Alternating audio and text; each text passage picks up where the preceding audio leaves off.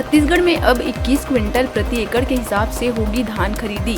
1 नवंबर 2023 से ही आदेश हुआ लागू। जो किसान पुराने नियम के हिसाब से धान बेच चुके हैं, वे भी अब निर्धारित पात्रता में बेच सकेंगे धान। इसे लेकर खाद्य एवं आपूर्ति विभाग ने बुधवार रात जारी किया आदेश।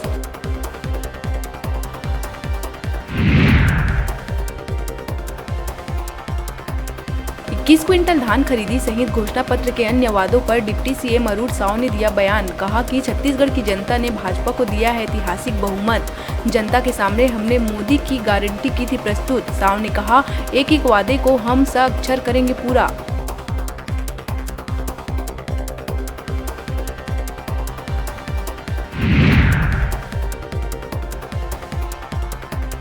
छत्तीसगढ़ सरकार ने अपनी नई पॉलिसी के तहत सरकारी खर्च पर लगाम लगानी कर दी है शुरू।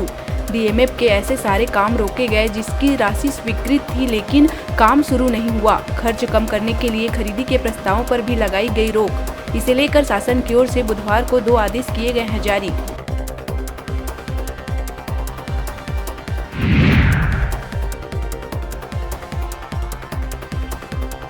राजधानी की खस्ता हाल सड़क जनहित याचिका पर हाईकोर्ट में हुई सुनवाई। हाईकोर्ट ने रायपुर के विधानसभा रोड किनारे अतिक्रमण को लेकर राज्य सरकार को नोटिस जारी कर मांगा जवाब। हाईकोर्ट ने कहा, वीआईपी के लिए बन जाते हैं रास्ते, आम लोगों के लिए क्यों नहीं।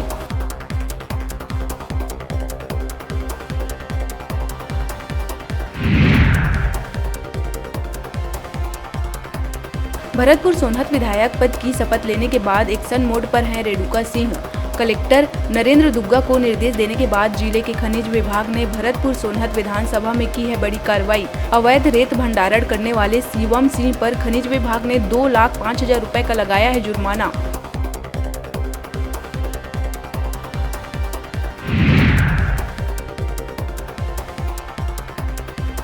गरियाबंद में सड़क हादसे में घायल कांग्रेस नेता के बेटे की हुई मौत। बीती रात कांग्रेस के पूर्व ब्लॉक अध्यक्ष वीरू यादव के बेटे आकाश यादव को बाइक से जाते समय टाटा मैजिक वाहन ने मारी थी टक्कर। आकाश को इलाज के लिए अस्पताल में कराया गया था भर्ती। फिलहाल पुलिस ने वाहन चालक के खिलाफ दर्ज किया है मामला।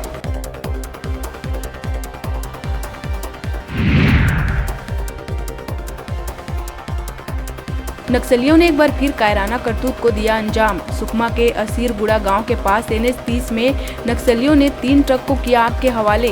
तो वहीं बीजापुर में 20 सड़क पेड़ गिराकर आवागमन किया बाधित। भारी मात्रा में फेंका पॉम्पलेट। साथ ही 22 दिसंबर को भारत बंद रखने का किया आह्वान।